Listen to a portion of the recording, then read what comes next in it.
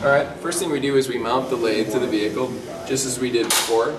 We have to line up the screw with the hole on the adapter. Drop it in place. Pull up our drawbar, spin it hand tight. Same as before. Grab our wrench, make sure it's good and tight. Then what we need to do is make sure that our compensation adapter is loose, like this, okay? If it isn't, we need to spin this nut here until it is, okay? In this case, I'm all set to go.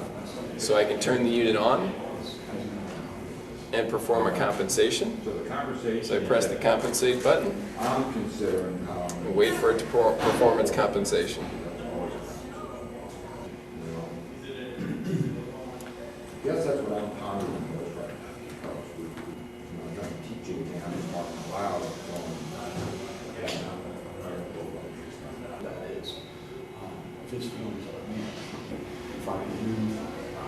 So now that the compensation is complete, I bring the adapter to top dead center, and there's a screw hole. We have a flat here, and there's also a screw that we can bring to top dead center. Once we have that, we begin tightening the adapter, and you can start feeling it pull up. And when we do that, we watch the green lights on the screen until we see 2 green lights, which we have right there.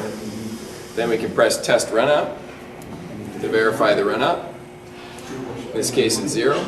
We're ready to fire up the lathe and begin cutting.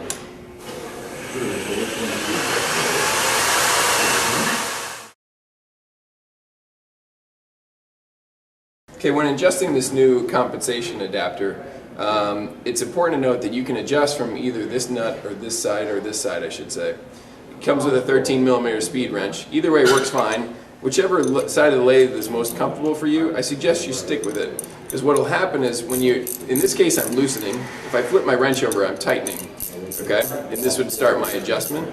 So this is essentially going forward and what we would call going backwards. If I go to this side, I've now flipped the direction, so if I flip it again, I'm back to the original direction I was going. So you can get confused, okay? So basically, what I would recommend is just stay on one side. In this case, I know now I'm adjusting. Once I get to my 2 green lights, I can stop. If I overshot, I just flip my wrench on that same side and back up.